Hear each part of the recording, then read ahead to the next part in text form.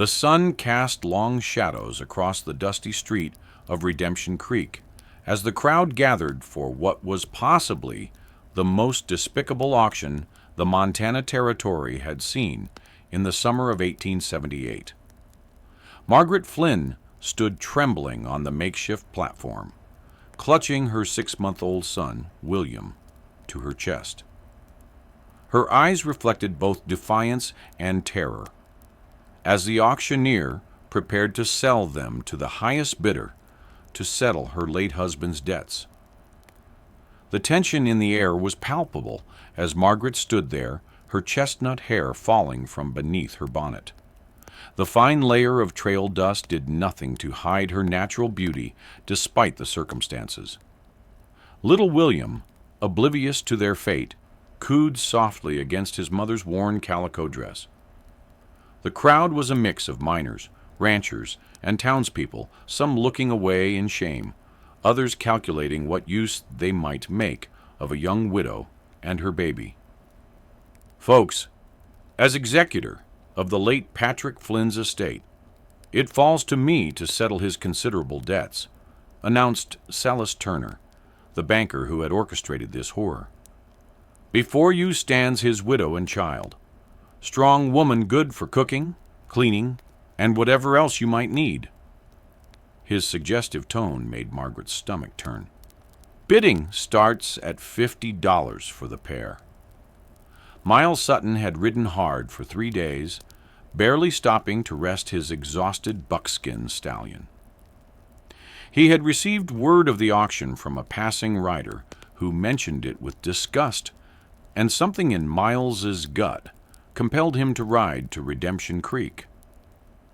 He was a man of few words and fewer attachments, a drifter who had spent the 10 years since the war moving from ranch to ranch across the Western Territories.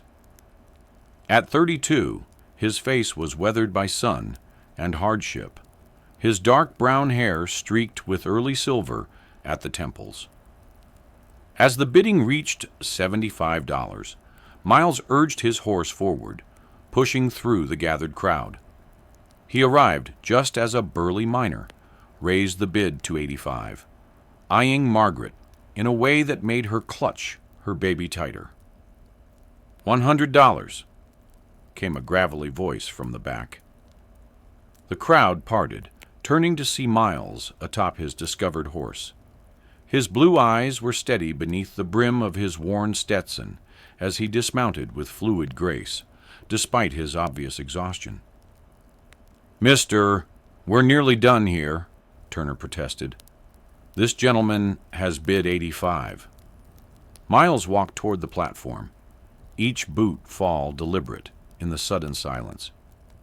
"100, he repeated, his voice carrying quiet authority. "And I'll take them now." Turner hesitated, looking from Miles to the miner who had been bidding. "Sir, I don't believe I know you." "Name's Miles Sutton. I've got the money right here." He pulled a small leather pouch from his vest pocket. "100 in gold, that covers the debt."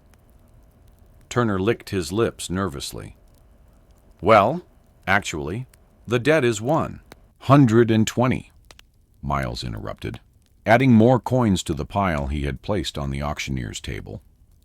"That should settle it." For the first time since he had arrived, Miles allowed his gaze to meet Margaret's. What he saw, the rare mixture of fear, hope, and fierce maternal protection, stirred something inside him that he thought had died years ago. "Going once," Turner called reluctantly. "Going twice. Sold to Mr. Sutton," the crowd murmured, as Miles climbed the steps to the platform. Up close, he could see Margaret was younger than he had initially thought, perhaps only 23 or 24. Her green eyes were bright with unshed tears. "Madam," he said softly, tipping his hat, "if you'll come with me."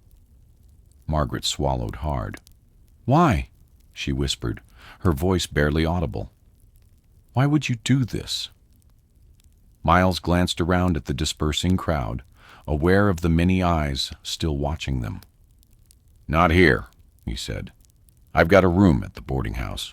We can talk there." Her chin lifted slightly. "How do I know your intentions are any better than theirs?" A ghost of a smile touched his lips. "You don't.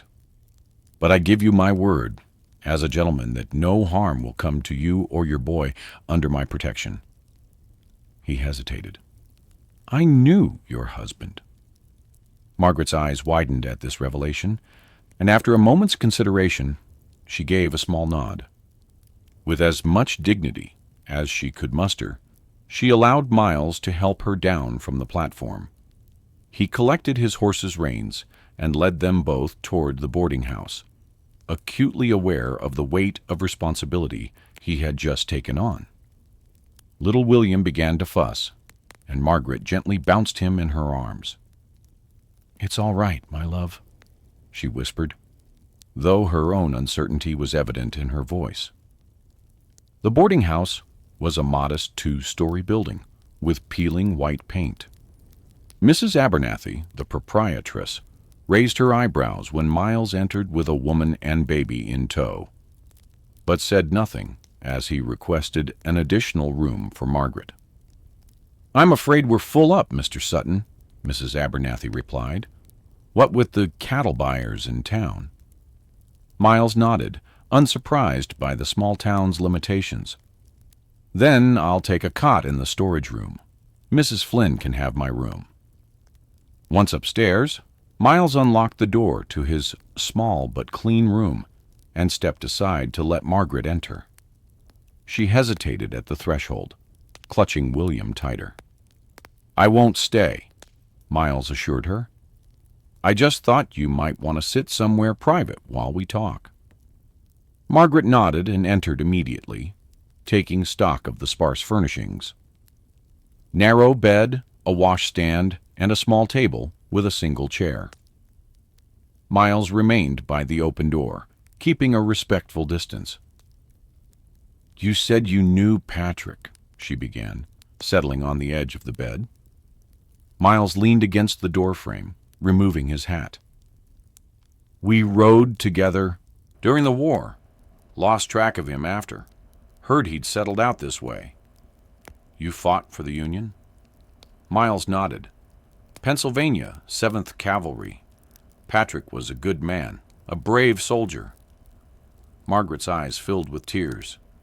"He was a good husband, too, until—" She trailed off, gently rocking William, who was growing fussy. "Until what, Mrs. Flynn?" She sighed deeply. "The gambling, the drinking, it started small. But after William was born, it got worse. I didn't know how bad the debts were until after the fever took him 3 months ago." She looked up at Miles, her eyes suddenly fierce.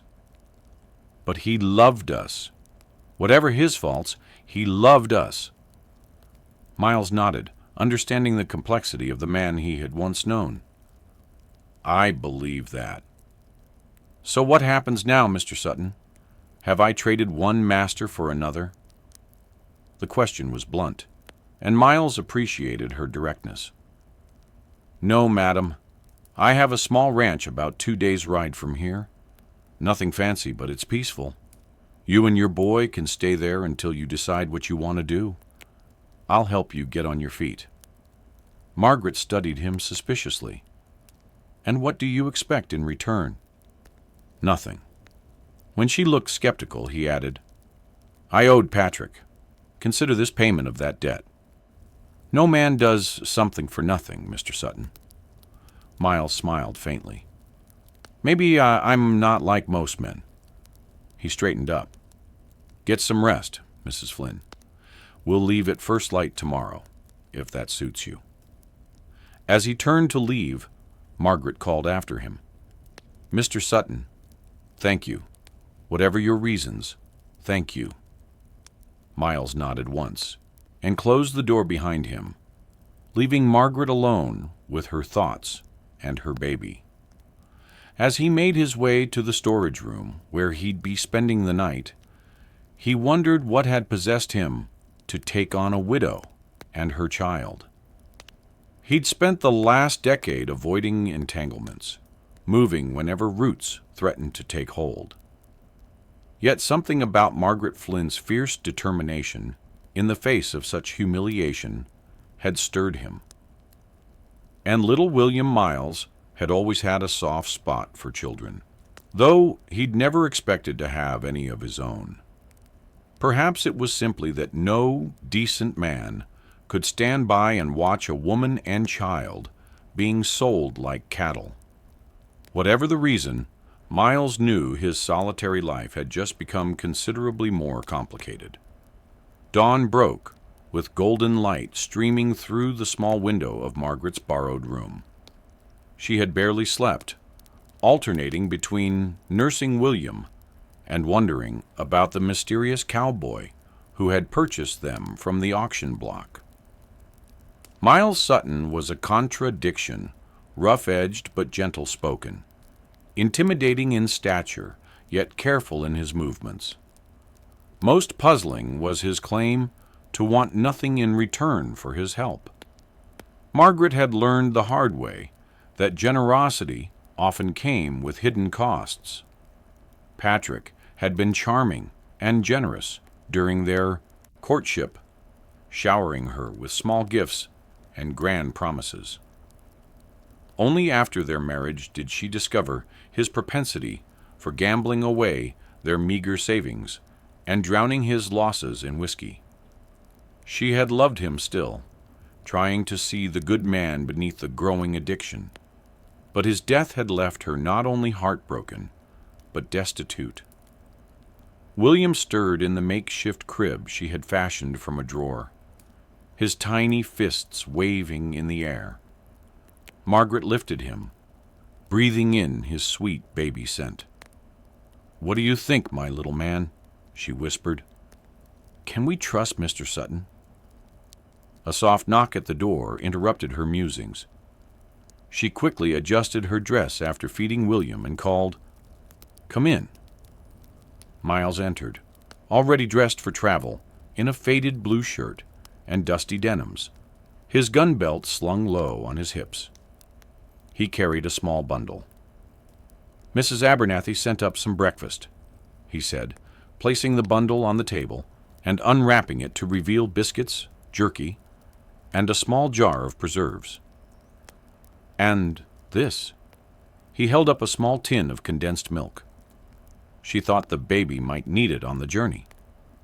Margaret was touched by the thoughtfulness. "Thank you, and please, call me Margaret." It seemed strange to stand on formality with the man who bought us. Miles winced visibly at her choice of words.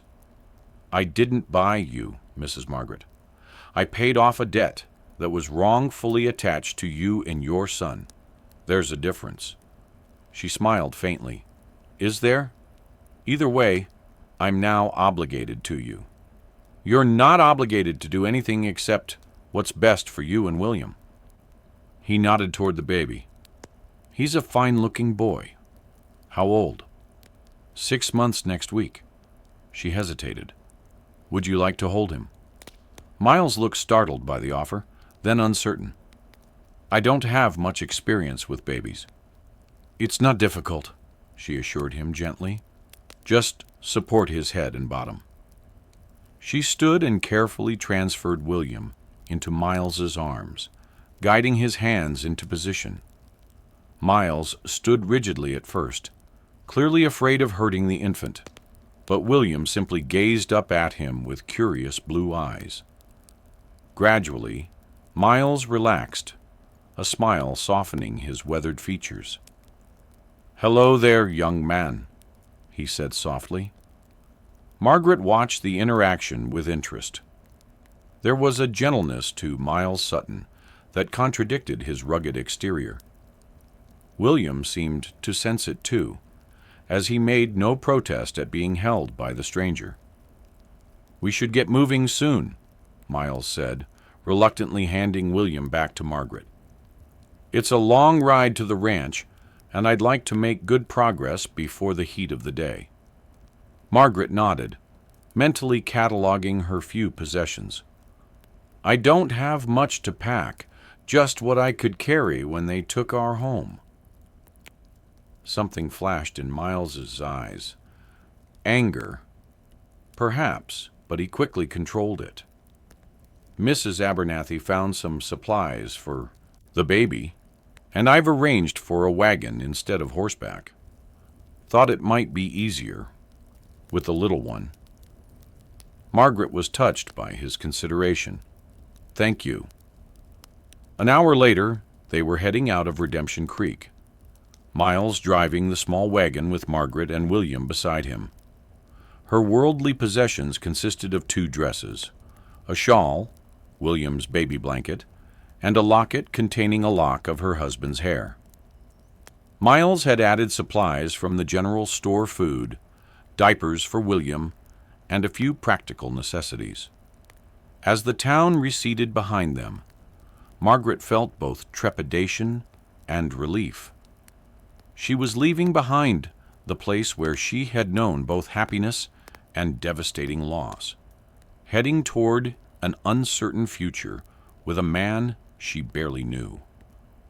Yet somehow, sitting beside Miles Sutton as he handled the reins with quiet competence, she felt safer than she had in months. "Tell me about your ranch," she said, as they settled into the journey. Miles kept his eyes on the trail ahead. "It's not much to speak of, 100 acres in the foothills. Small cabin, barn, corral. Got about 30 head of cattle, and a few horses I'm breaking for sale." "You live there alone?" He nodded. "Had a ranch hand last season, but he moved on to California. Been managing by myself since." "It sounds peaceful." A small smile touched his lips. "It is that quiet. Maybe too quiet sometimes." They fell into a comfortable silence as the wagon rolled through the rugged Montana landscape. The July sun beat down on them, but a light breeze made the heat bearable. William slept against Margaret's chest, lulled by the rocking motion of the wagon. "May I ask you something, Mr. Sutton?" "Miles," he corrected. "And yes, you may. Why were you in Redemption Creek? You said you heard about the auction, but from whom? And why did it matter to you?" Miles was silent for so long that Margaret thought he might not answer. Finally, he spoke, his voice low. "I was in Billings delivering horses when I ran into a man who'd just come from Redemption Creek. He mentioned the auction, said it wasn't right. Selling a woman and her baby. Said the woman's name was Flynn." Miles adjusted his grip on the reins. "Patrick saved my life during the war. Took a bullet that was meant for me at Chickamauga. I figured if his widow was in trouble, I owed it to him to help." Margaret absorbed this information. "That's very honorable." Miles shrugged. "Just doing what needed doing." They stopped at midday to rest the horses and eat a simple meal of jerky, biscuits, and dried apples. Margaret took the opportunity to feed and change William, discreetly moving to a shaded area behind the wagon. When she returned, she found Miles filling a canteen from a small stream. "The water's good here," he said, offering her the canteen. "We'll camp a few hours ahead near Willow Creek. There's a protected spot, I know." Margaret nodded, grateful for his experience. She'd never traveled far from town before, and found the vast open country both beautiful and intimidating. As they continued their journey, Margaret studied Miles when he wasn't looking. There was a sadness about him, a solitude that seemed bone deep. She wondered what had happened in the years since the war. To carve those lines around his eyes, to put that weariness in his gaze. By late afternoon, dark clouds had gathered on the horizon, and a cool wind had replaced the earlier breeze.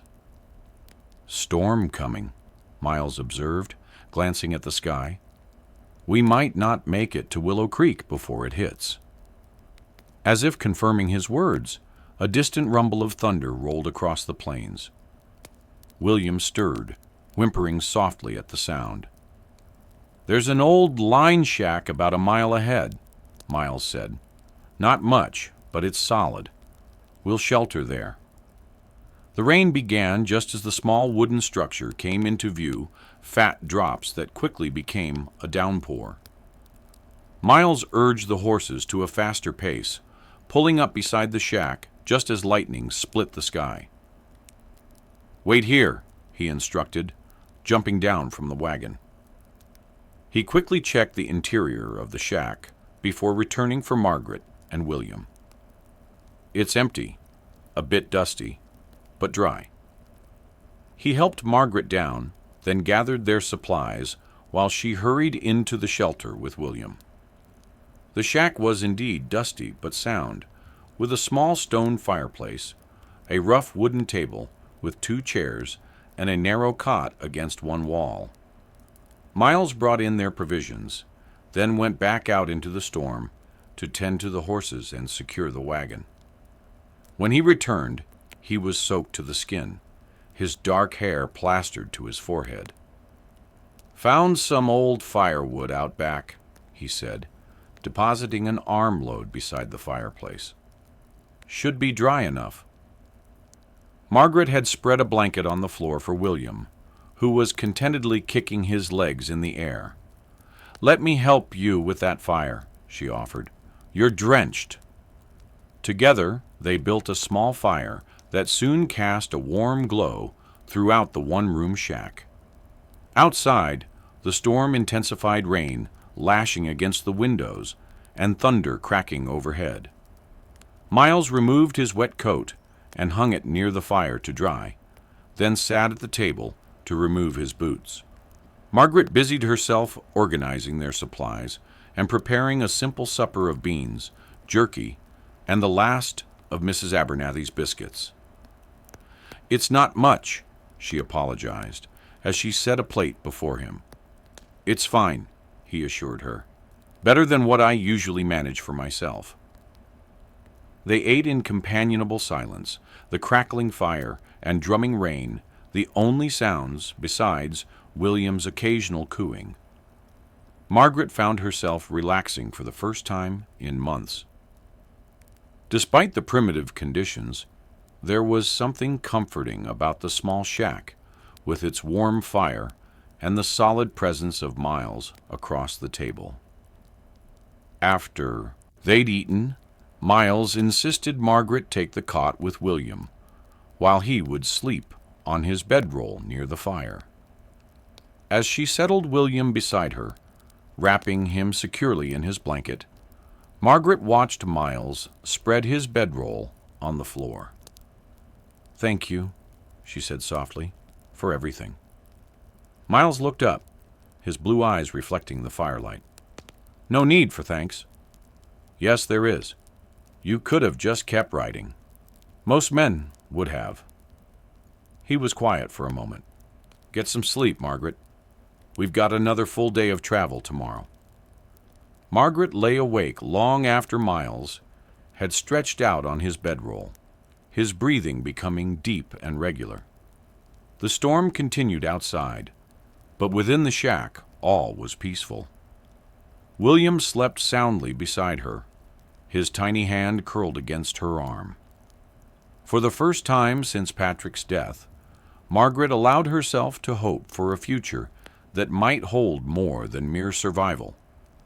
She didn't know what awaited them at Miles Sutton's ranch, but she was beginning to believe it might be a place where she and William could headland, perhaps even thrive.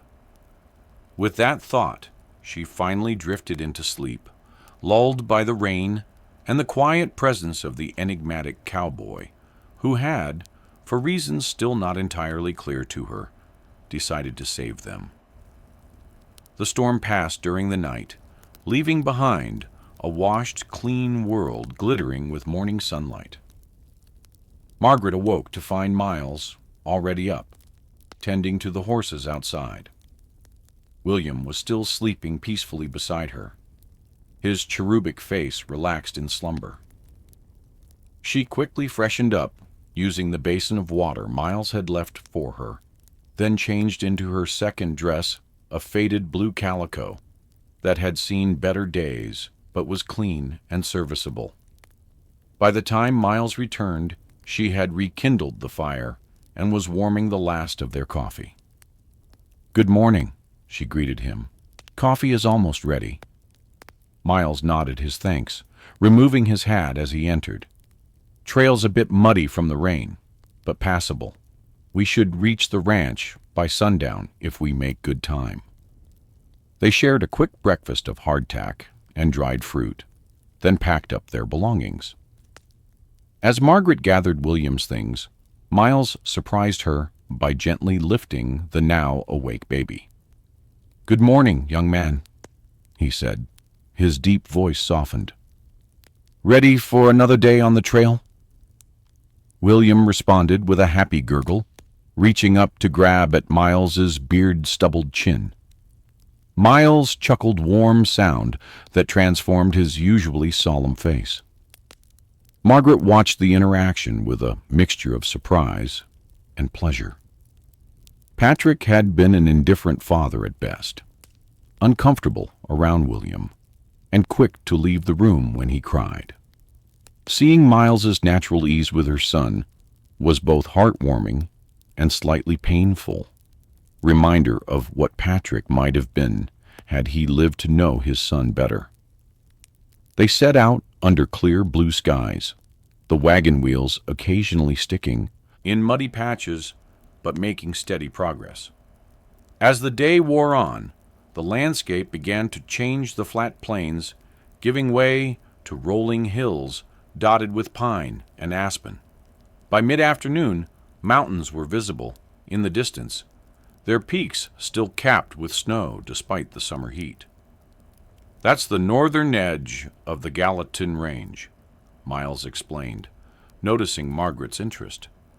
"My place sits in the foothills, just where that line of pine starts climbing." Margaret tried to imagine living in such a place as different from the dusty streets of Redemption Creek or the crowded Boston neighborhood of her childhood. "It's beautiful," she admitted, "wilder than I'm used to." "It grows on you," Miles said. "The space, the quiet." He glanced at her, "Though I reckon it might seem too quiet after town life." "After the last few months, quiet sounds heavenly," Margaret replied, thinking of the constant whispers and judgmental stares that had followed her after Patrick's death and the revelation of their debts. They stopped briefly at a clear stream to water the horses and stretch their legs. William was fussing, hungry and tired of the constant motions. Margaret found a shaded spot to nurse him, while Miles refilled their canteens. "How much farther?" she asked when he returned. "Another 3 or 4 hours. We'll need to stop again before then. Give the horses a proper rest." Margaret nodded, gently burping William. "He's been so good, considering. Barely complained at all." "He's a strong boy," Miles observed. "Like his mother." The compliment, delivered matter-of-factly, caught Margaret off guard. She had spent months hearing nothing but criticism and pity from the townspeople. To be seen as strong rather than pathetic was refreshing. "I'm not sure about that," she said softly. "If I were truly strong, perhaps we wouldn't have ended up on that auction block." Miles frowned.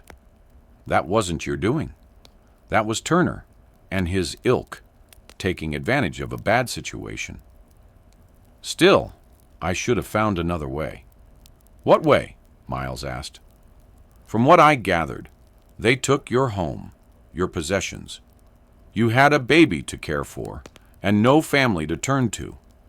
Don't be so hard on yourself, Margaret." His words, gruff but kind, eased something tight in Margaret's chest. She hadn't realized how much she had internalized the blame for their situation. They continued their journey, the terrain growing more rugged as they approached the foothills. Late afternoon sunlight slanted through the increasing stands of pine trees, casting long shadows across the trail. William had fallen asleep against Margaret's chest, one tiny hand clutching a lock of her hair. "There it is," Miles said as they crested a small rise. "Home." Below them, nestled in a clearing surrounded by pines, sat a modest cabin with a stone chimney.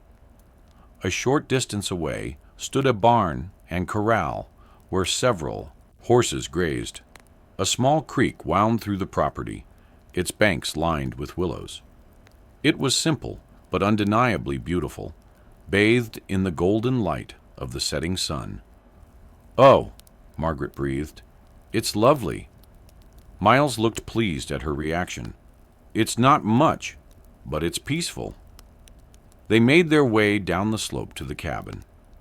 As they drew closer, Margaret could see details she'd missed from a distant small vegetable garden to one side of the cabin, a wood pile neatly stacked against the barn, a rocking chair on the front porch, evidence of a life carefully built. Miles halted the wagon in front of the cabin and helped Margaret down before tending to the horses. She stood for a moment, absorbing the quiet beauty of the place. The only sounds were the soft nickering of horses in the corral, the gentle gurgle of the creek, and the wind sighing through the pines. "Let me show you inside," Miles said, returning from unhitching the horses. He carried their few belongings as he led the way to the cabin. The interior was simple, but well-crafted main room with a stone fireplace, a wooden table with 4 chairs, a rocking chair by the fire, and a few shelves holding books and essential supplies. A doorway led to what appeared to be a bedroom, and a ladder against one wall suggested a loft space above. "It's not fancy," Miles said, suddenly seeming self-conscious. "But it's solid, keeps out the winter cold." "It's wonderful," Margaret assured him, meaning it. After months of uncertainty and the humiliation of having her home seized, the simple cabin felt like a sanctuary. Miles showed her to the bedroom. "You and William can have this room. I'll take the loft." Margaret started to protest. It was his home, after all, but the look on his face told her it would be useless. Instead, she simply thanked him. The bedroom was spare but comfortable, with a bed covered in a handmade quilt, a small chest of drawers, and a window overlooking the creek. Miles set her bag on the chest and hesitated. "I'll start supper while you get settled," he offered. "Nothing special, but it'll be hot." Left alone with a sleeping William, Margaret took a moment to collect herself.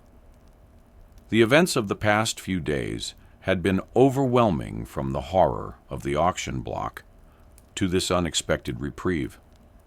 Miles Sutton remained something of a mystery, his kindness at odds with his obvious desire for solitude. Why would such a man take on the responsibility of a widow and her baby? She settled William on the bed, surrounding him with pillows to prevent him from rolling off, then took a moment to wash her face and hands in the basin Miles had provided. Her reflection in the small mirror above the chest showed a woman both familiar and strange. Her features the same, but her eyes holding a weariness that hadn't been there a year ago. When she returned to the main room, she found Miles at the stove, cooking what smelled like venison stew. He'd removed his hat and coat, and with his sleeves rolled up, revealing muscular forearms, he looked more at ease than she had seen him yet. "Can I help?" she offered. He glanced up. "There's bread in that bin if you want to slice some." They worked together in companionable silence, and soon a simple but hearty meal was on the table. Margaret checked on William, who was still sleeping soundly.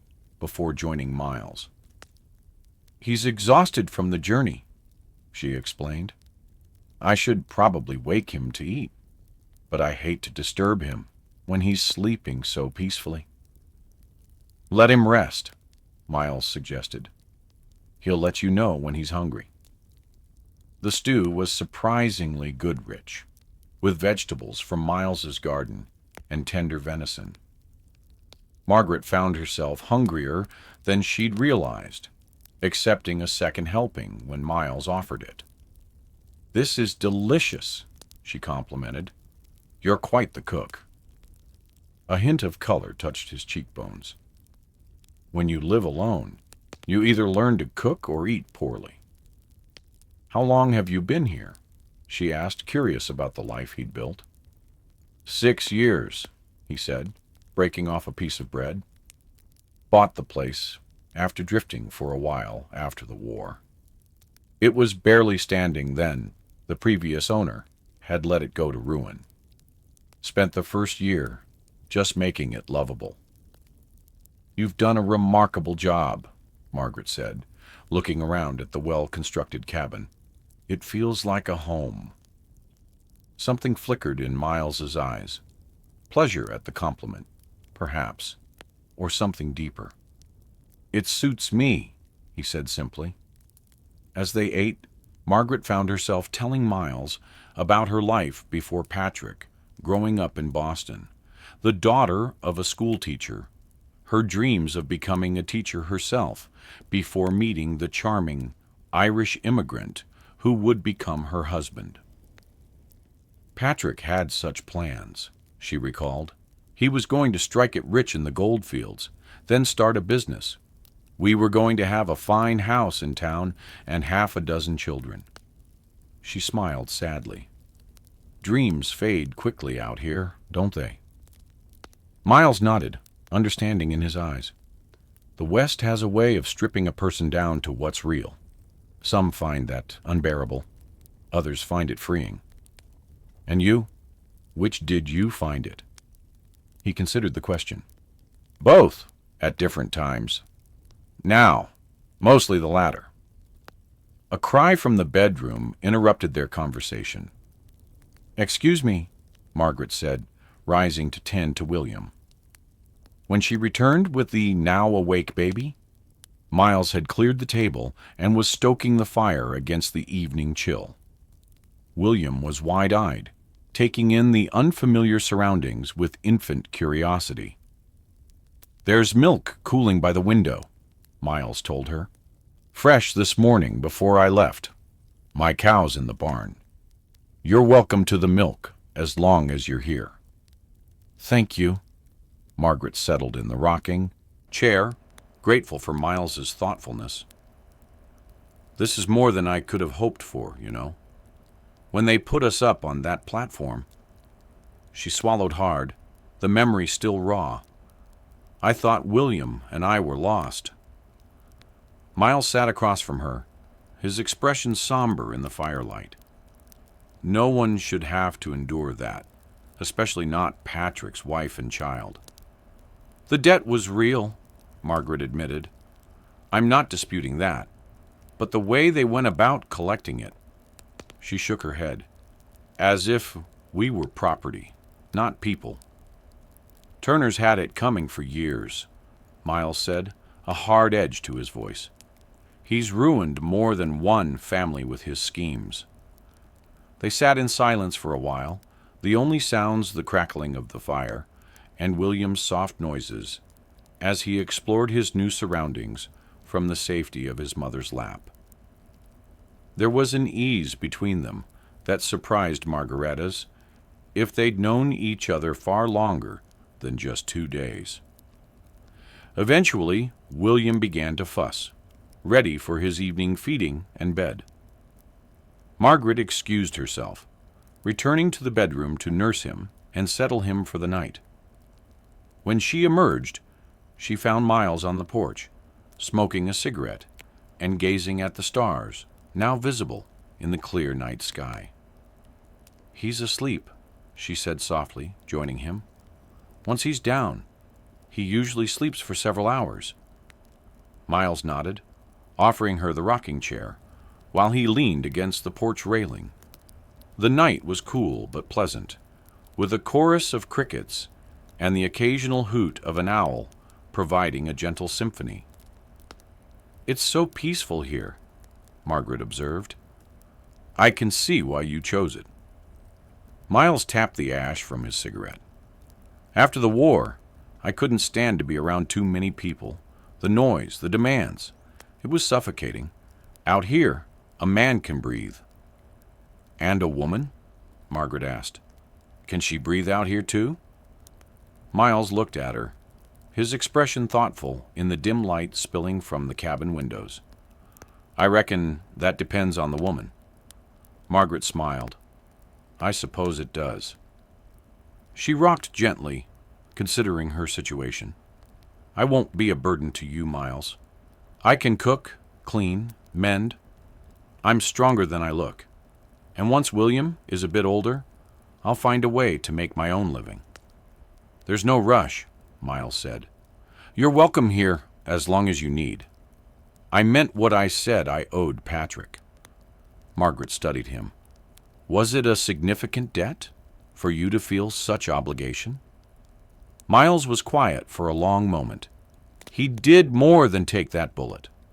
After, when I was recovering, he wrote to my family, told them I was alive when they'd been informed I was dead, gave them hope when they had none." He looked out at the darkness. "That kind of debt doesn't expire with death." The depth of his loyalty touched Margaret.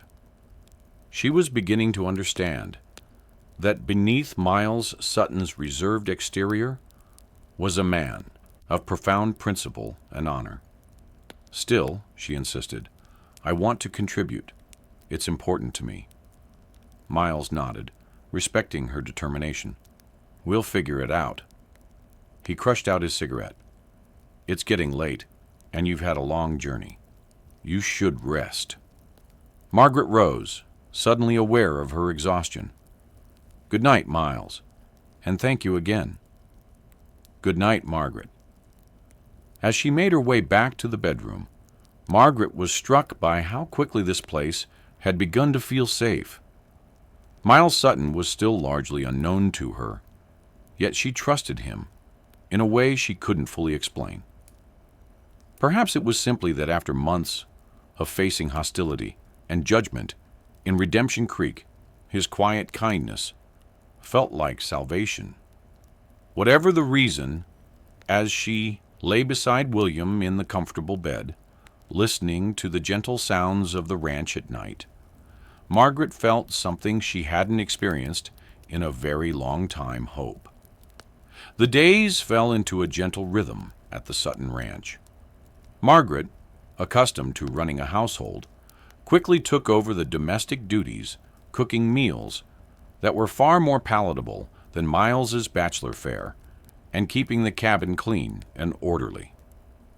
Miles spent his days tending to the cattle, training horses, and maintaining the property, but always made time to check on Margaret and William throughout the day.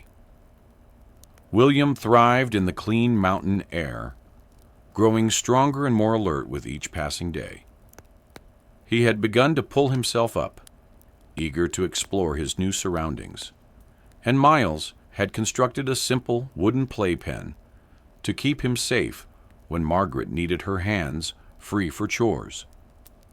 One morning, about 2 weeks after their arrival, Margaret was hanging laundry on the line, strung between 2 pines, when she noticed Miles watching her from the corral. He quickly looked away when their eyes met, returning his attention to the young mare he was training. Margaret smiled to herself, finding his occasional shyness endearing in such a capable man. She'd learned more about him in their evening conversations by the fire. He had been the youngest of 4 sons from a Pennsylvania farming family, had fought through most of the major battles of the war, and had spent the years after moving steadily westward, working ranches from Kansas to Wyoming before settling in Montana. He rarely spoke of the war itself, but Margaret sensed it had left scars beyond the visible one that ran along his left forearm. What struck her most was his natural gentleness with William. Each evening, he would hold the baby while Margaret prepared dinner, talking to him in a low, soothing voice about the day's activities on the ranch. William had taken to reaching for Miles whenever he entered the room development that seemed to both please and perplex the cowboy. As July gave way to August, the days grew hotter, though the evenings remained pleasantly cool. Miles had begun teaching Margaret to ride, using his gentlest mare, a stavamp, dappled gray named Willow. Margaret had never been comfortable on horseback, but under Miles's patient instruction, she was gaining confidence. "You're a natural," he told her as they rode slowly along the creek one evening. "Just need to relax your shoulders a bit more." Margaret adjusted her posture, feeling the difference immediately. William was secured in a sling across her chest, contentedly watching the world from this new vantage point. "It's not as terrifying as I expected," she admitted, "though I doubt I'll ever match your skill." Miles chuckled. "Been riding since before I could walk. You're doing fine for a city girl." The term was teasing rather than derogatory, and Margaret smiled in response. This city girl appreciates the lesson. They rode in companionable silence for a while, enjoying the beauty of the early evening. The setting sun cast a golden glow over the landscape, turning the creek into a ribbon of fire. In the distance, a deer and her fawn emerged from the trees to drink, unalarmed by their presence. "It's like living in a painting," Margaret observed softly. "I never imagined such beauty existed." Miles looked at her, something warm in his gaze. "Nor did I once." The moment stretched between them, filled with unspoken meaning. Then William broke the spell by grabbing a handful of Willow's mane, causing the horse to toss her head in surprise. "Whoa there, young man," Miles said, reaching over to gently disentangle the baby's fingers. "That's not polite horse manners." Margaret laughed. "He's becoming quite the little adventurer. Yesterday, I found him trying to climb out of his cradle." "He's got spirit," Miles said approvingly. "He'll make a fine horseman someday." The casual reference to William's future at the ranch hung in the air between them. Both were aware that their arrangement was temporary, yet neither had spoken of how or when it might end. As they turned back toward the cabin, Miles broached a subject he'd been considering. "The Founders' Day celebration is coming up in Whitefish Creek next Saturday. Thought you might like to go, get out a bit, meet some of the neighbors." Margaret was surprised by the invitation. "I'd like that, but are you sure? William can be fussy in crowds." "Folks around here are used to babies," Miles assured her. "Besides, it might do you good to talk to someone besides this old cowboy." "You're hardly old," Margaret protested, smiling, "and I enjoy your company." A hint of color touched Miles's cheekbones. "Well, just the same. Thought you might like a day in town. There'll be music, dancing, food." "It sounds wonderful," Margaret said sincerely. Then a practical concern occurred to her. "But I have nothing suitable to wear. This dress and my other are hardly appropriate for a celebration." Miles considered this. "Mrs. Caldwell, at the general store, might have something. We can head into town tomorrow if you'd like, see what's available." Margaret nodded, touched by his thoughtfulness. "I'd appreciate that." The small town of Whitefish Creek was a far cry from Redemption Creek cleaner, more prosperous. with a genuine sense of community rather than the desperate frontier atmosphere that had pervaded her former home. The general store was well stocked, and Mrs. Caldwell, a plump, cheerful woman in her 50s, greeted Miles warmly. "Miles Sutton, as I live and breathe. Haven't seen you in months." Her curious gaze fell on Margaret and William. And who might these folks be? "This is Mrs. Margaret Flynn and her son William," Miles introduced them. "They're staying at my place for a while. Margaret, this is Ida Caldwell, who knows everything about everyone for 20 miles in any direction." Mrs. Caldwell laughed good-naturedly. "Don't you listen to him, dear. I just take an interest in my neighbors, is all." She reached for William, who was watching her with wide eyes.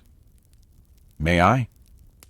Margaret handed over her son, who immediately grabbed for Mrs. Caldwell's spectacles. "Careful, he's quite the little thief these days." "Oh, I raised 5 of my own. I know all about grabby little fingers." Mrs. Caldwell bounced William expertly. "Now, what can I help you folks with today?" Miles explained their need for a dress for the Founders' Day celebration, and Mrs. Caldwell's face lit up. "Oh, I've got just the thing. Came in on the last shipment from back east. Haven't had anyone to buy it yet. Most of the women around here make their own, you know." She led Margaret to a corner of the store, where a few ready-made garments hung on display. Among them was a lovely blue calico dress, with white trim simple but far more elegant than Margaret's worn clothing. "It's beautiful," Margaret breathed, touching the fabric reverently. "Try it on," Mrs. Caldwell encouraged, nodding toward a curtained alcove at the back of the store. "I'll mind the little one." The dress fit as if it had been made for her, the blue bringing out the green of her eyes, and the style flattering her still slender figure.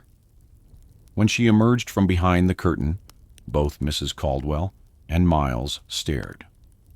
"Oh my," Mrs. Caldwell said approvingly. "That's just perfect." Miles said nothing, but the admiration in his eyes spoke volumes. Margaret felt a warmth spread through her that had nothing to do with the summer heat. "We'll take it," Miles said finally, reaching for his wallet. "And a ribbon to match, if you have one." "Miles, it's too much," Margaret protested, knowing such ready-made garments were expensive. "Consider it a gift," he said firmly.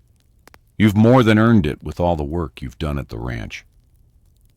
Mrs. Caldwell watched this exchange with interest, her eyes twinkling behind her spectacles as she wrapped the dress after Margaret had changed back into her own clothes. She engaged in what Miles had warned was her favorite pastime gathering information. "So, Mrs. Flynn, are you from around these parts originally?" Margaret explained her background briefly, sharing only that she was a widow whose husband had died of fever. She made no mention of the auction, and Miles, she noticed, remained silent on the subject as well. "Well, you're welcome in Whitefish Creek," Mrs. Caldwell said warmly. "We're a friendly lot, not like some of those rougher mining towns. And Miles here is one of our most respected residents, though we see him too rarely."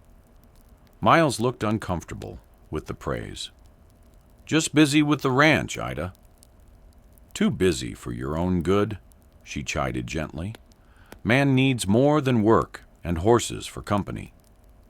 Her meaningful glance between Miles and Margaret made her implication clear. On the ride back to the ranch, Margaret found herself wondering about Mrs. Caldwell's observations.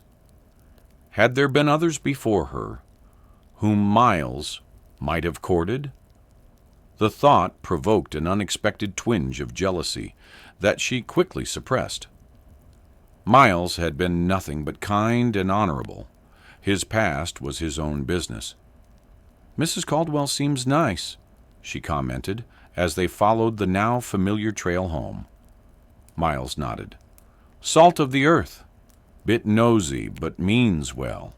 Her husband was the town's first mayor before he passed on. She seems fond of you." A small smile touched his lips. "The Caldwells helped me when I first came to these parts. Jim taught me about ranching in Montana different from back east, and Ida made sure I didn't starve that first winter." Margaret was touched by this glimpse into Miles's early days in the territory. "You've built a good life here." "Trying to," he agreed. "Some days are better than others." William, who had been dozing against Margaret's chest, awoke with a cry of hunger.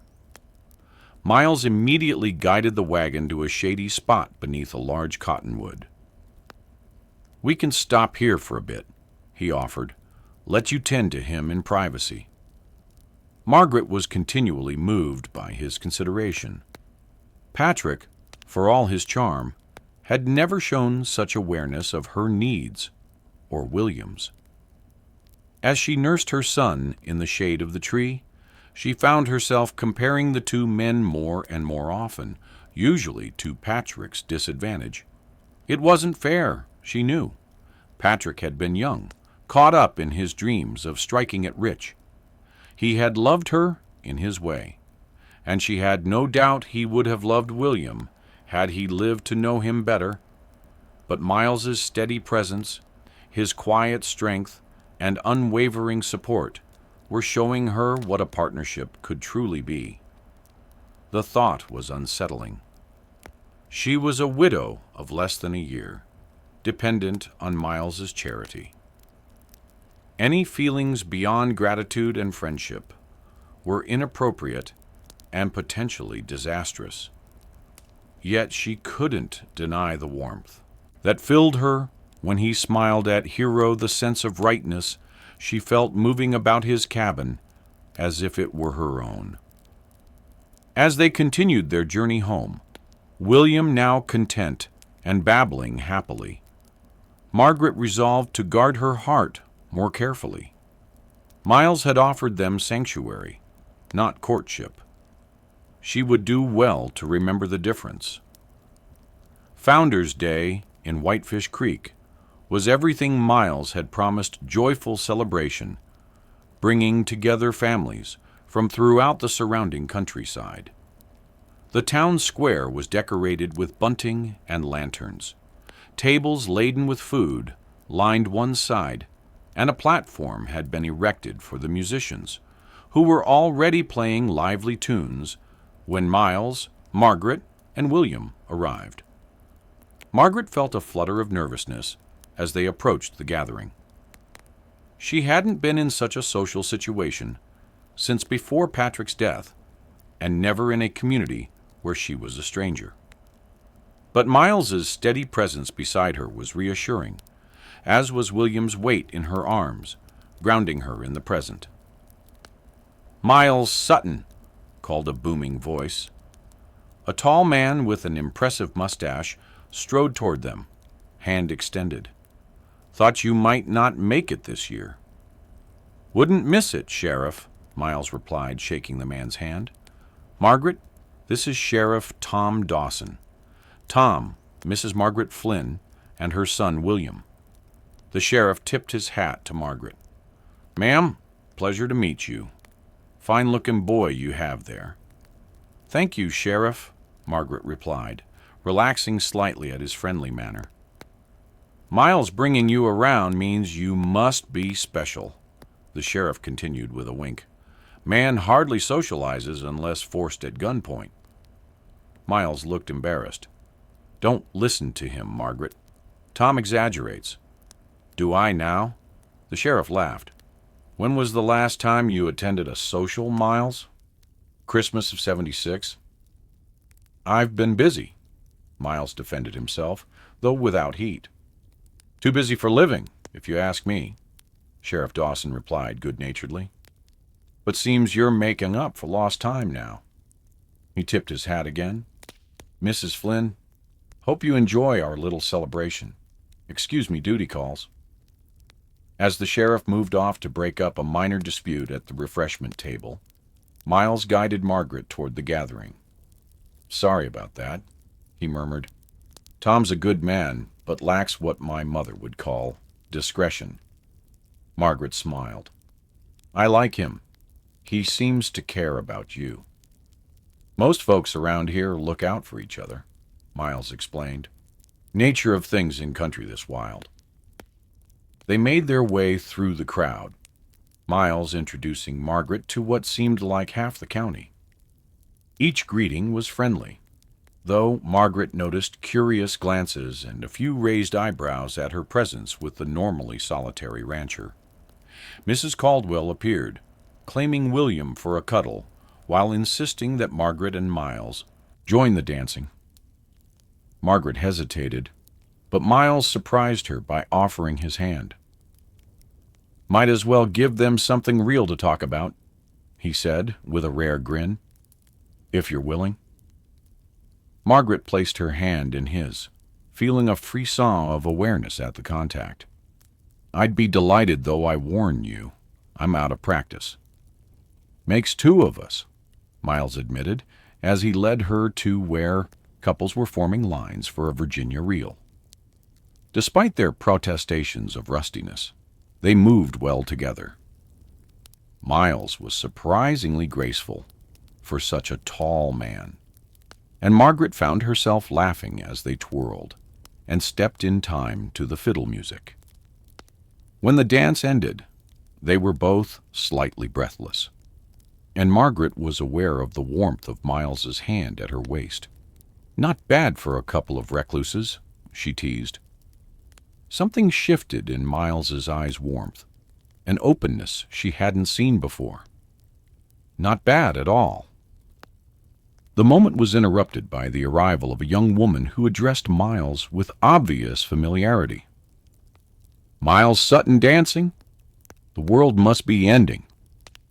Miles turned, his expression closing slightly. Hello, Rebecca. Didn't know you were back in town. The young woman was perhaps 25, pretty in a delicate way, with blonde hair and blue eyes. She looked at Margaret with undisguised curiosity. Got back last month, she replied. Pa's health isn't good. She extended a hand to Margaret. Rebecca Wilson. My father owns the sawmill. Margaret Flynn, Margaret replied, taking the offered hand. Pleased to meet you. Rebecca's gaze moved between them, assessing. How do you know our Miles? There was a slight emphasis on our that made Margaret's spine stiffen. Before she could respond, Miles answered smoothly. Margaret's husband was a war buddy of mine. She and William, her sonar, staying at the ranch for a while. How kind of you, Rebecca said, though her tone suggested she found it more puzzling than kind. Always the gentleman, aren't you, Miles? There was history there. Margaret realized perhaps a romantic history, given the way Rebecca was looking at Miles. The thought created an unexpected knot in her stomach. Just doing what anyone would, Miles replied, his discomfort evident. Hardly anyone, Rebecca corrected, then turned back to Margaret. Has he shown you the falls yet? Most beautiful spot in the county. Miles used to take me there for picnics. The knot in Margaret's stomach tightened.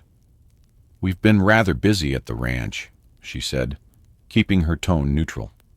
Well, you must insist he take you. It's not to be missed. Rebecca touched Miles's arm familiarly. Save me a dance later?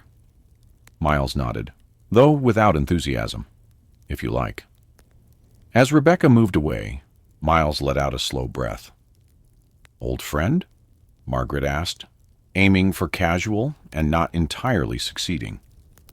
Miles ran a hand through his hair. Something like that. It was a while ago. Margaret wanted to ask more, but sensed his reluctance. Instead, she suggested they check on William.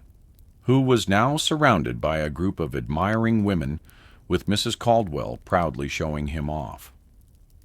The rest of the day passed pleasantly, though Margaret was more aware than ever of the curious glances and whispered conversations that followed them. Miles danced with Rebecca, as promised, but spent most of his time with Margaret, introducing her to more neighbors and ensuring she and William were comfortable. As evening fell, lanterns were lit around the square, casting a warm glow over the continuing festivities. A bonfire was built at the center, and people gathered around to roast corn and apples. William had fallen asleep against Margaret's shoulder, worn out by the excitement and attention. "Ready to head home?" Miles asked, noticing her stroking William's back soothingly. "Home?" The word sent a pang through Margaret. The ranch had begun to feel like home, in a way Redemption Creek never had, but it wasn't truly hers. She was a guest, a charity case, however kindly Miles treated her. "If you don't mind," she replied. "It's been wonderful," but Williams had quite enough excitement. Miles nodded, placing a gentle hand on her back as he guided her toward their wagon. Several people called out goodbyes, including Mrs. Caldwell, who extracted a promise from Margaret to visit again soon. The ride back to the ranch was quiet, William sleeping soundly in Margaret's arms, and both adults lost in their own thoughts. The moon was rising, casting silver light over the landscape and turning the trail into a ghostly path before them. "Did you enjoy yourself?"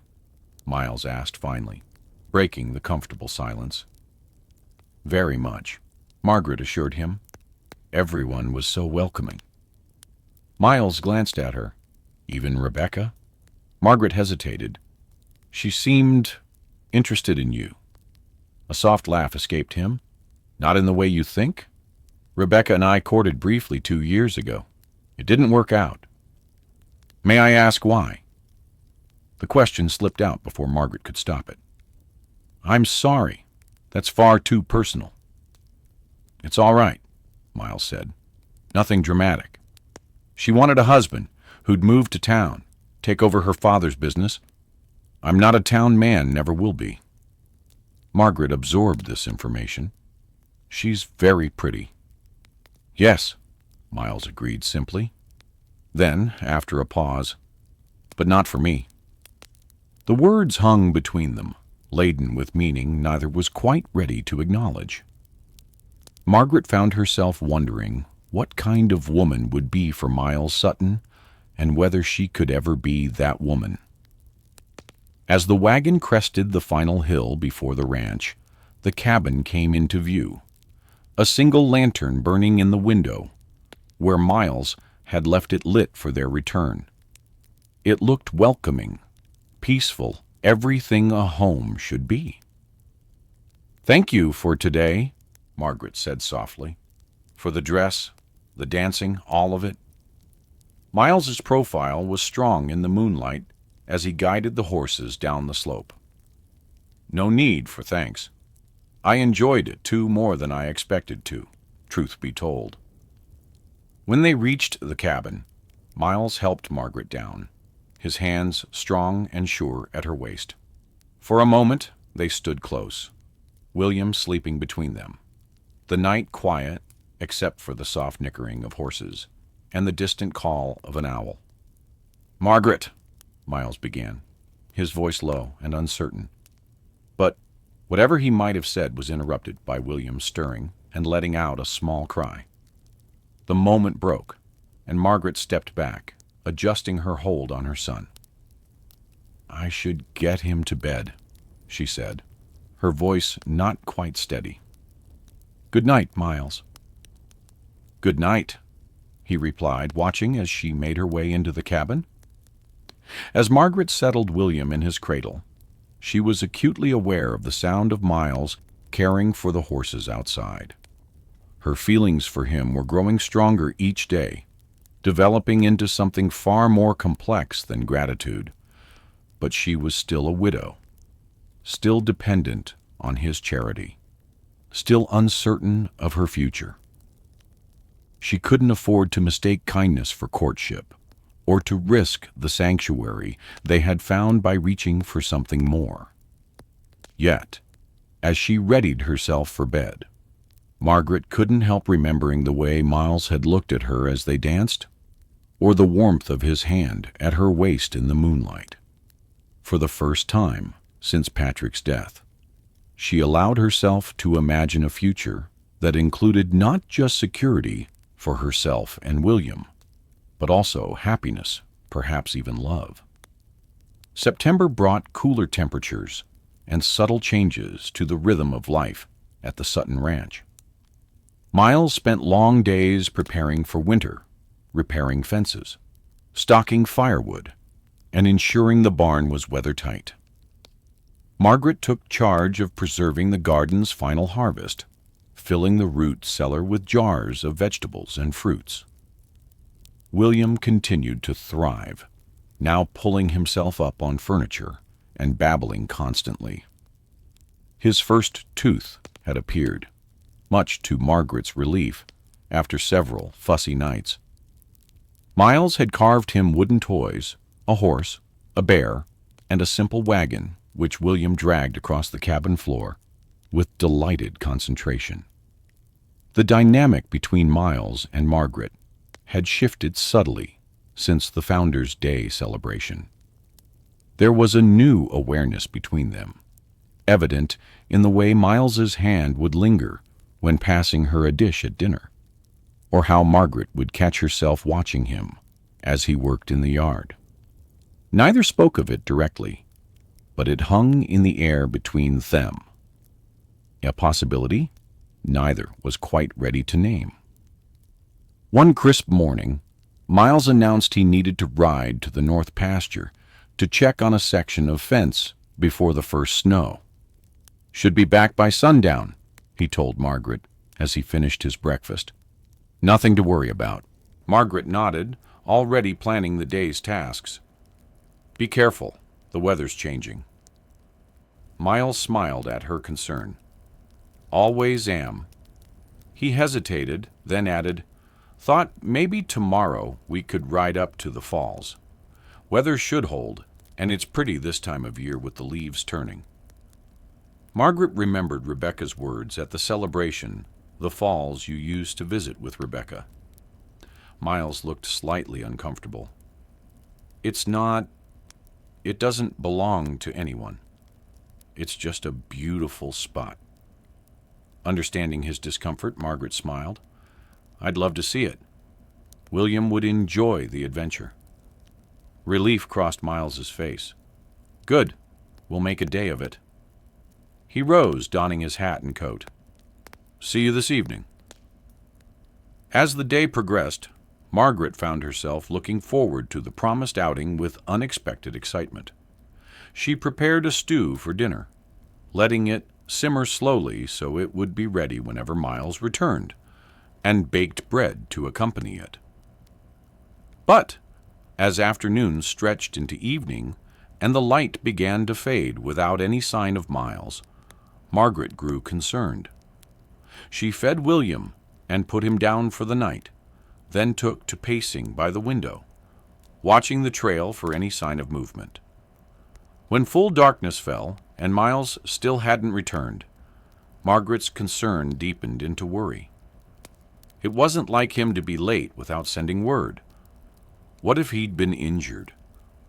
What if his horse had thrown him? The north pasture was remote. If he was hurt, he could be lying out there alone in the increasingly cold night.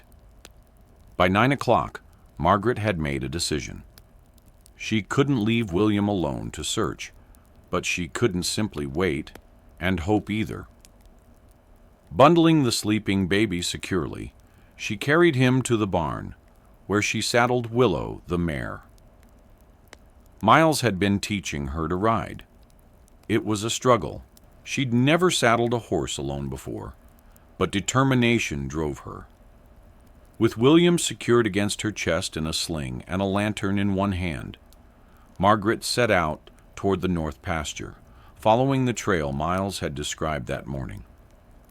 The night was clear but cold, stars glittering overhead, and a half-moon providing just enough light to supplement her lantern.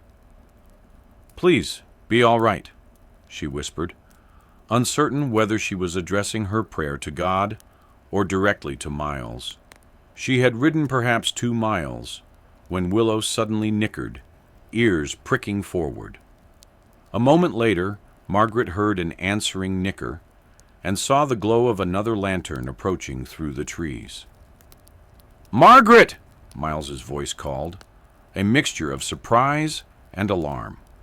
"What in heaven's name are you doing out here?" Relief flooded through her as he came into view, mounted on his stallion and apparently unharmed. "You didn't come home," she explained, suddenly feeling foolish. "I was worried something had happened." Miles urged his horse forward until they were side by side. In the lantern light, she could see a mixture of emotions on his face: concern, bewilderment, and something warmer she couldn't quite name. "You rode out alone at night with William because you were worried about me?"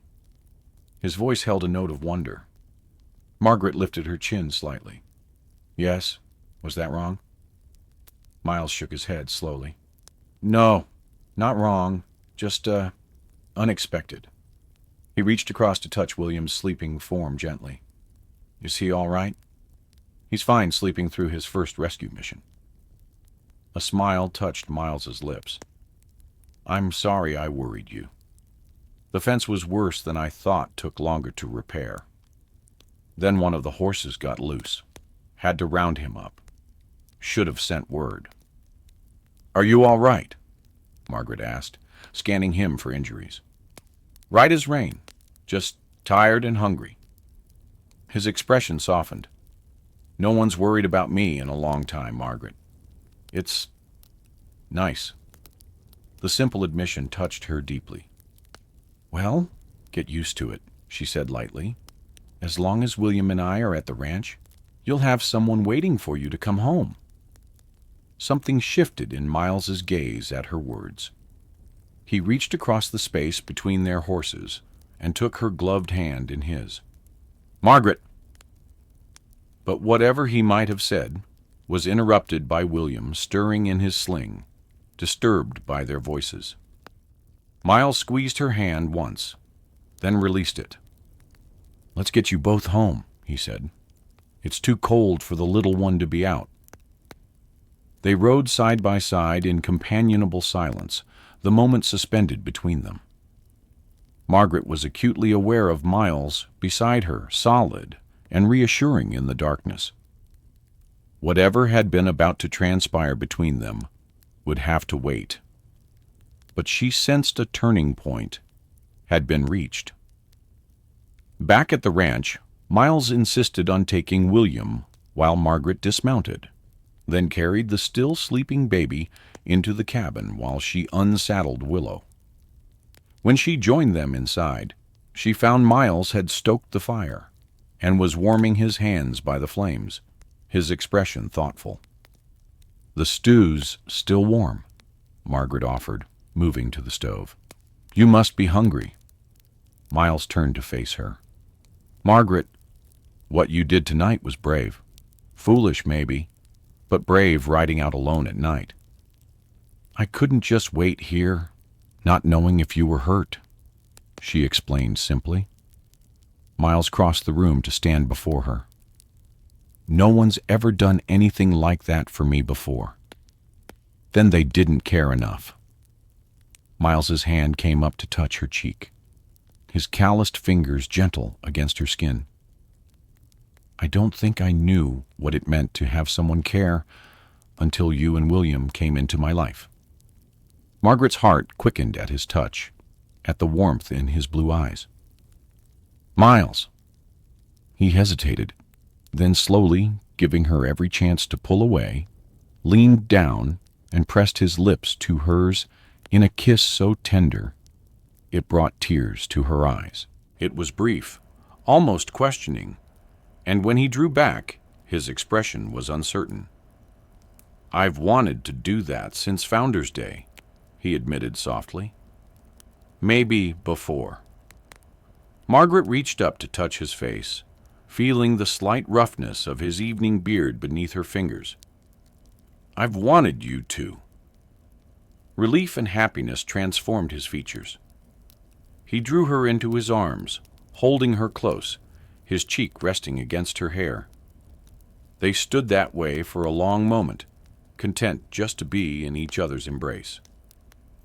"I'm not good with words, Margaret," Miles said finally. "Never have been. But I want you to know that what I feel for you, it's real. Not gratitude, not obligation, something more." Margaret drew back just enough to look up at him. "I feel it too. But Miles, I'm still a widow. William and I are still dependent on your charity. It complicates things." "To hell with complications," Miles said with unexpected vehemence.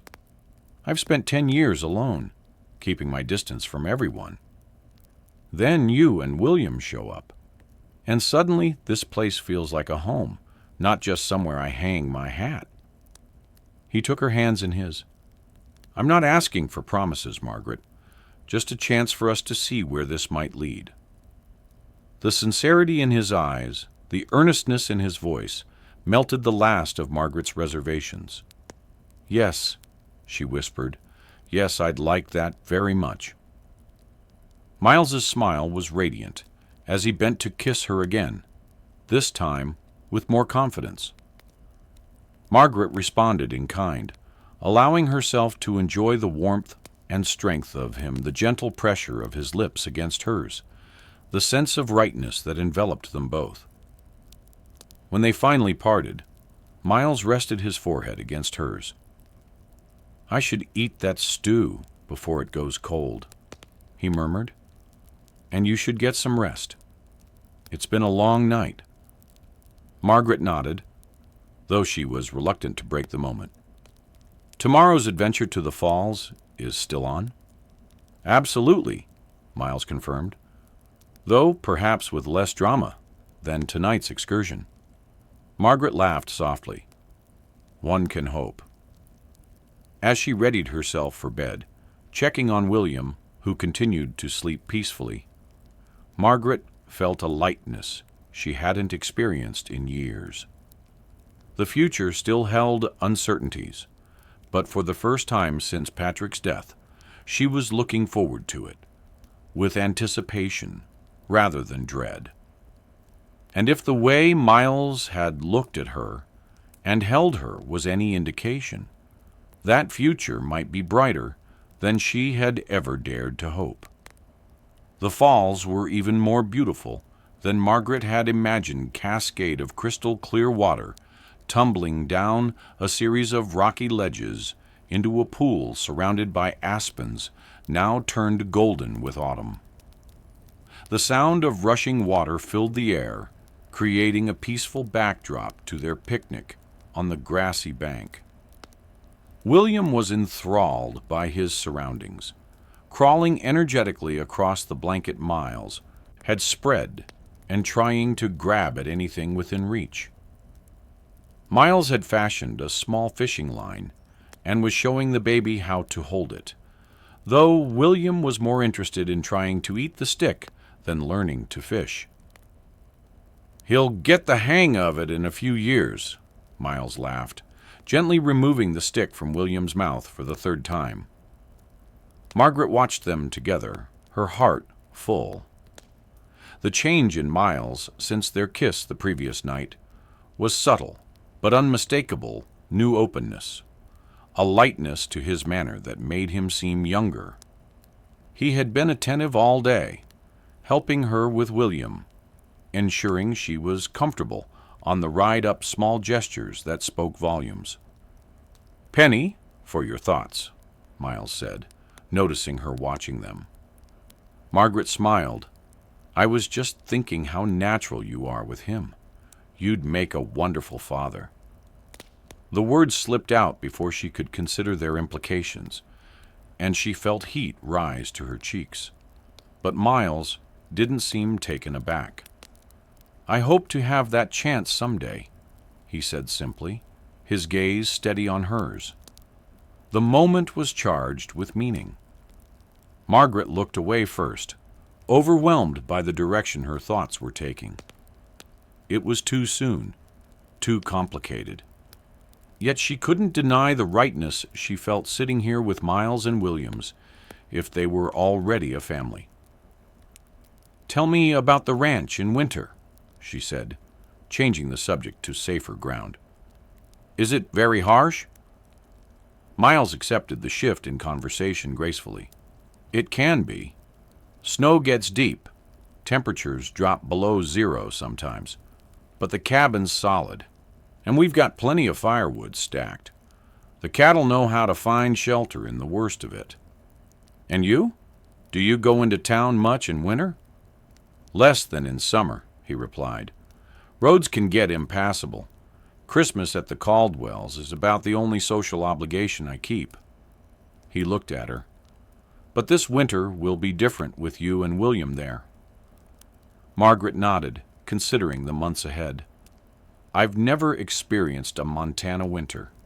Is it very isolating?" "It can be," Miles admitted.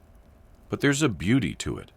Toothed quiet, the clean white landscape, stars so bright on clear nights it feels like you could reach up and grab them."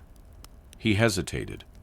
"Are you worried about being snowed in with just me for company?" The question held a vulnerability that touched her. "No," she assured him. "Not at all. I'm just trying to prepare myself. Back in Boston, winter meant crowded streets and coal smoke. In Redemption Creek, it meant mud and more whiskey brawls than usual." Miles chuckled at her description.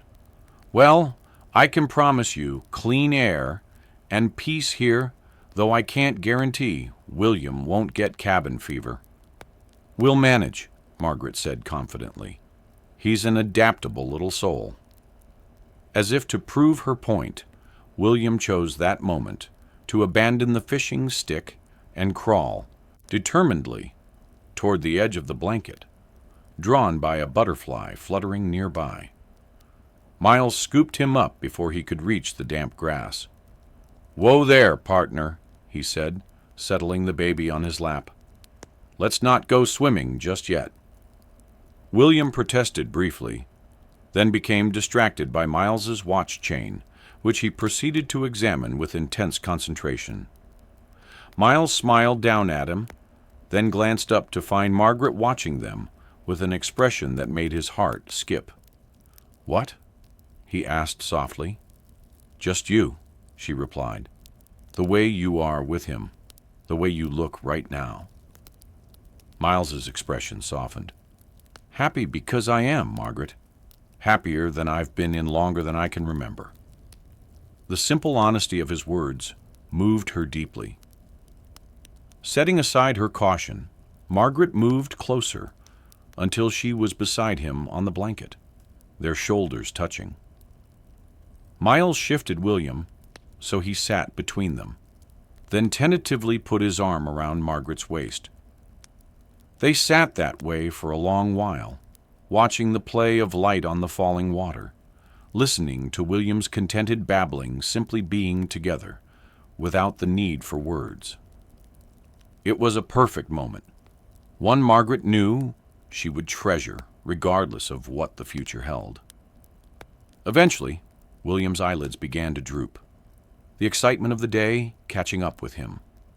Margaret cradled him as he drifted to sleep, his small body warm against hers. "We should head back," Miles suggested, though he seemed reluctant to break the spell of the afternoon. "Don't want to be on the trail after dark?" They packed up their picnic, Miles taking special care to ensure the blanket was wrapped securely around William before helping Margaret onto her horse. The ride back to the ranch was peaceful, the forest around them vibrant with autumn colors and the late afternoon sun casting long shadows across the trail. As they crested the final rise before the ranch came into view, Miles drew his horse to a halt beside Margaret's. "Thank you for coming with me today," he said. "This place has always been special to me, but sharing it with you and Williamite means more than I can say." Margaret smiled, understanding what he couldn't quite put into words. "It's a magical spot. Thank you for showing it to us." Miles hesitated, then asked the question that had been on his mind all day. "Would you stay, Margaret, not just through the winter, but longer?" The directness of the question caught her off guard. "Miles, I know it's soon," he hurried on. "I know you're still grieving Patrick, still finding your feet. But I need you to know there's a place for you here, for both of you, for as long as you want it." Margaret looked at him, this good, honorable man, who had quite literally saved her and William from a terrible fate, who had opened his home and gradually his heart to them, who looked at her son with such tenderness it made her ache. "I don't know what the future holds," she said carefully, "but I do know that being here with you feels right in a way nothing has in a very long time." Miles nodded, accepting that this was all she could offer for now. "That's enough for me." As they rode down to the cabin, Margaret found herself imagining more days like this one, picnics by the falls, evenings by the fire, watching William grow strong and happy in this beautiful place, and Miles beside her through it all. His quiet strength felt like a foundation she could build upon. It was too soon for certainties, too soon for promises. But for the first time since the auctioneer's gavel had fallen, condemning her and William to what she'd thought would be a life of servitude or worse, Margaret Flynn allowed herself to hope for happiness. Real, lasting happiness with Miles Sutton. Winter descended on the Montana highlands with surprising swiftness. One day, the hills were ablaze with autumn colors. The next, a fierce storm blew in from the north, leaving 6 inches of snow in its wake and transforming the landscape into a white wonderland. More snow followed, and by early December, the ranch was effectively cut off from town, except by horseback through the most direct routes. Miles had prepared well, ensuring they had ample supplies, firewood, and feed for the livestock. The cattle had been moved to the southern pastures, where natural shelters and windbreaks offered protection from the worst of the weather. The barn was snug, the cabin warmer than Margaret had expected, thanks to Miles's careful maintenance of the stone fireplace and the smaller stove in the bedroom where she and William slept. Life settled into a new rhythm, dictated by the shortened daylight hours and the demands of keeping the ranch functioning in harsh conditions. Miles rose before dawn each day to check on the animals and break ice on the water troughs, returning for breakfast with snow clinging to his coat and hat. Margaret kept the home fires burning quite literally, while caring for William and preparing hearty meals to combat the cold. William, now 9 months old, was pulling himself up on furniture and cruising along the edges, eager to explore his world, despite the limitations of being mostly confined indoors.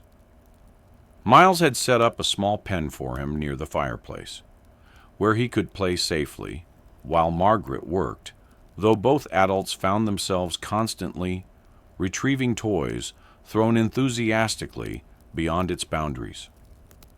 One evening in mid-December, a particularly fierce blizzard howled around the cabin, the wind finding every crack and crevice despite Miles's best efforts at weatherproofing. Margaret had just put William to bed after an exhausting day of keeping him entertained indoors, and joined Miles by the fire, where he was mending a piece of tack. "Storm's a bad one," he commented, looking up as she entered. "Might last through tomorrow." Margaret nodded, settling into the rocking chair opposite him. William was restless all day. "I think he senses the weather. Or perhaps he's just tired of being cooped up." "Can't blame him," Miles said with a small smile. "Cabin fever sets in early when you're that age and full of energy." "Did you manage to check all the cattle today?"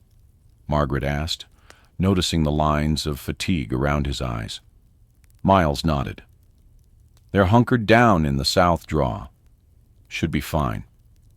He set aside his work and stretched, his shoulders cracking audibly. "Spring will be here before we know it." Margaret smiled at his attempt to sound optimistic. "Only 3 more months of winter, you mean?" He chuckled. "Something like that." They sat in comfortable silence for a while, listening to the wind and the crackle of the fire. Over the past weeks, they had grown more at ease with each other, their relationship deepening in small, meaningful ways. Miles would reach for her hand as they sat by the fire in the evenings. Margaret would touch his shoulder as she passed his chair or brushed snow from his hair when he came in from outside. They had shared more kisses, some brief and sweet, others deeper and full of promise, but Miles had been careful not to press for more, respecting her still recent widowhood and the complexity of their situation. "Christmas is only a week away," Margaret remarked, breaking the silence. "Will we be able to get to town for the Caldwell's celebration, if this weather continues?" Miles considered. "If it clears in the next day or two, the trail should be passable by Christmas Eve. If not," he shrugged, "we might have to have our own celebration here." Margaret nodded, trying not to show her disappointment. She had been looking forward to the gathering, both for William's sake and for the chance to see the friends she had made in Whitefish Creek. "William won't know the difference, I suppose. And there's plenty to be grateful for right here." Miles studied her face in the firelight. "You miss people, don't you? Being around others." "Sometimes," she admitted. "Not like in Redemption Creek. Don't miss the gossip or the judgments, but friendly faces, conversation. Yes, I miss that occasionally." Miles was quiet for a moment. "Is it very hard for you being out here with just me and William for company?" The question revealed a vulnerability Margaret had come to recognize in him, a concern that his solitary lifestyle might not be enough for her. She rose from her chair and moved to kneel beside his, taking his weathered hands in hers. "No, Miles, it's not hard at all. In fact, these past months have been the most peaceful, the most content I've felt in years." She looked up at him, wanting him to see the truth in her eyes. "Being here with you has been a blessing I never expected." Relief softened his features. He raised one hand to touch her cheek gently. "I feel the same way, Margaret. Having you and William Hermit's changed everything." The tenderness in his touch, the warmth in his gaze, emboldened Margaret. Rising slightly, she leaned forward and kissed him, putting into the gesture all the feelings she had been carefully containing for weeks. Miles responded immediately, his arms coming around her, drawing her up until she was sitting across his lap, their kiss deepening into something more urgent than any they had shared before. Margaret's hands moved to his shoulders, feeling the solid strength of him beneath his woolen shirt. His fingers tangled in her hair, which she had left loose after her evening bath. When they finally broke apart, both were breathing heavily. Miles rested his forehead against hers, his eyes closed, as if savoring the moment. "Margaret," he whispered, her name a caress on his lips. "I know," she replied softly. "I feel it too." He opened his eyes, their blue depths dark with emotion. "I love you. Have for a while now, probably since that night you rode out looking for me. Maybe before." The simple declaration, spoken without flourish but with profound sincerity, filled Margaret with joy. "I love you too, Miles. So much it frightens me sometimes." A smile of pure happiness transformed his face. "Does it? Why?" She struggled to articulate her fears. "Because I never expected to feel this way again. After Patrick, after everything. I thought that part of my life was over. And then there's William and our situation."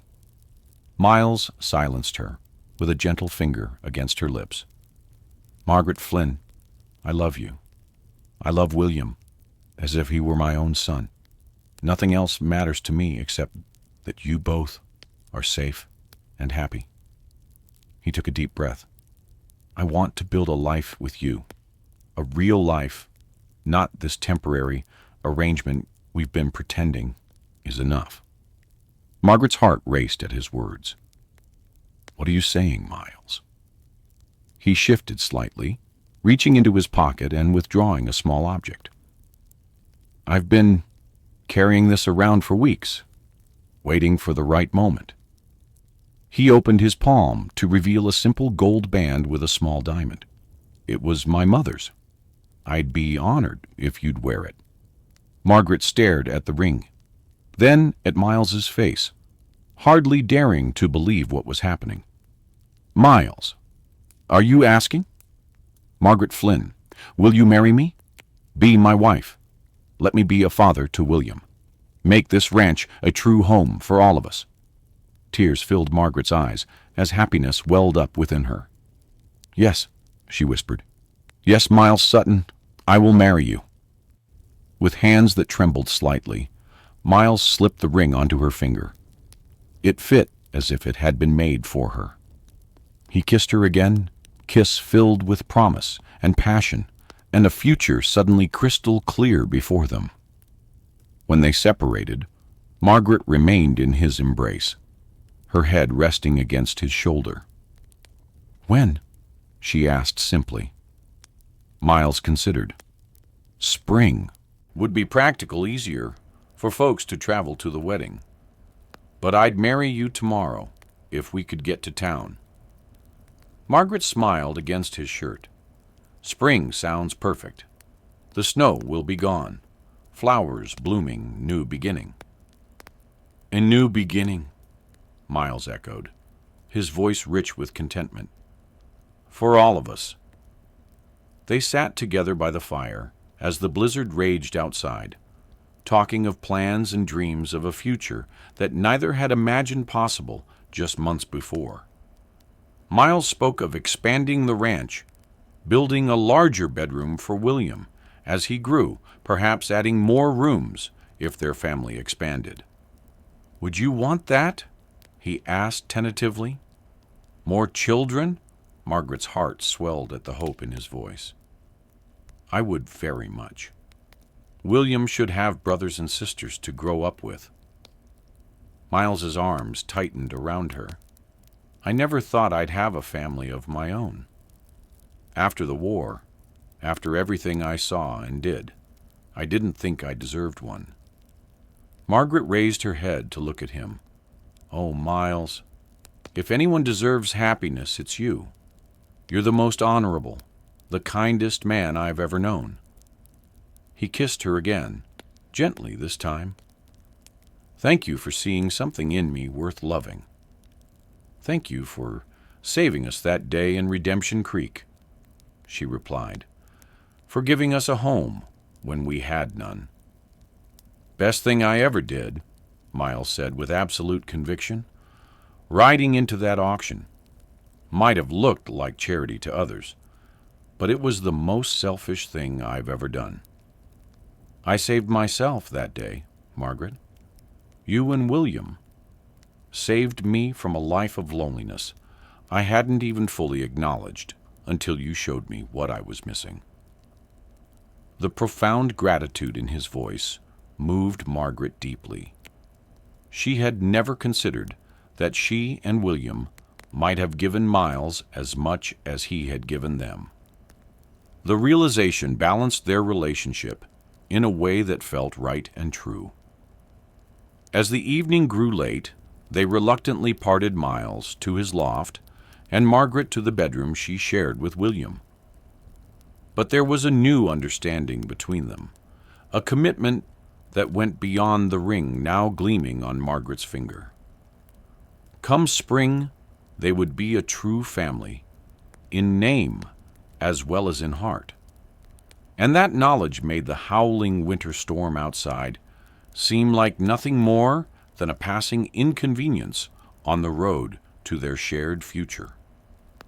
The Christmas season at the Sutton Ranch was unlike any Margaret had experienced before. Unable to reach town due to continuing bad weather, they created their own celebration, intimate and heartfelt. Miles cut a small pine from the edge of the forest and set it up in the cabin, which Margaret decorated with paper ornaments she fashioned during William's naps. Popcorn strung on thread and pine cones dipped in flour paste to resemble snow completed the simple but charming display. William was enchanted by the tree, attempting to crawl toward it at every opportunity, until Miles constructed a small barrier to keep him at a safe distance. Miles had carved a set of wooden animals for William's Christmas gift horse, cow, sheep, and bear, each smooth and perfectly sized for small hands. Margaret had knitted Miles a scarf from yarn she'd found in a trunk, working on it secretly in the evenings after he'd gone up to his loft. For Margaret, Miles had ridden out alone one clear morning, returning with a package wrapped carefully in oilcloth. On Christmas morning, after William had been thoroughly distracted by his new toys, Miles presented it to her with uncharacteristic shyness. "It's not much," he apologized as she unwrapped it, "and if you don't like it, I won't be offended." Inside was a small painting in a hand-carved frame, rendering of the falls where they had picnicked, the autumn colors captured with surprising skill. Margaret gasped in delight. "Miles, it's beautiful. Did you paint this?" He nodded, a hint of color touching his cheeks. "Used to draw a bit before the war. Started again this fall. Thought you might like a reminder of that day." "I love it," Margaret assured him, deeply touched by the personal nature of the gift. "I didn't know you were an artist." Miles shrugged, embarrassed by her praise. "Wouldn't go that far, just something I enjoy now and then." Margaret hung the painting on the wall beside the fireplace, where she could see it from her rocking chair. It added a touch of color and warmth to the cabin, but more importantly, it represented a side of Miles she was just beginning to discover, a sensitivity that balanced his rugged exterior. The days between Christmas and New Year passed in a peaceful blur. Margaret wrote letters to the few friends she'd made in Whitefish Creek, announcing their engagement, while Miles worked on plans to expand the garden and possibly the cabin itself in the spring. William continued his determined efforts to walk, managing to stand unassisted for brief moments before plopping back onto the wooden floor with a look of frustrated determination that made both adults laugh. On New Year's Eve, after William was asleep, Miles opened a bottle of wine he'd been saving for a special occasion. They sat before the fire, glasses in hand, reflecting on the extraordinary year that was ending. If someone had told me last New Year's what this year would bring, I'd never have believed them, Margaret mused, the firelight catching the diamond on her finger as she gestured. So much has changed. Miles nodded, his expression thoughtful. For the better, I hope. Without question, she assured him, reaching for his hand. Despite everything, Patrick's death, the auction, all of it, I can't help but feel blessed. William is healthy and happy. We have a home, a future. She squeezed his fingers. And I found you. Miles raised her hand to his lips. I've been thinking about our wedding. He said, weather permitting, we could aim for April. The worst of the mud season should be over, but before the really busy time with the cattle begins. Margaret nodded. April sounds perfect. Nothing fancy, just family and close friends. Reverend Thomas can perform the ceremony, Miles continued, and Mrs. Caldwell has already volunteered her garden for the reception whenever we set the date. You've discussed it with her? Margaret asked, surprised. Miles looked slightly sheepish. I might have mentioned my intentions when I purchased your ring in town back in October. Margaret laughed, delighted by this revelation. So you've been planning this for months? Since about a week after you arrived, Miles admitted with a grin, though I tried to be patient. The thought of Miles carrying the ring for months, waiting for the right moment to propose, warmed Margaret's heart. She leaned forward to kiss him softly, feeling a deep sense of connection and love. Thank you for being so patient, for making all of this a reality. I can't imagine a better partner for this next chapter of our lives. They continued to talk, sharing dreams and hopes for their future, the fire crackling in the background. And for the first time in years, Margaret truly believed that happiness was within her reach. As the clock struck midnight, they toasted to the new year end, to the bright future ahead, united as a family, with a shared purpose and unwavering love.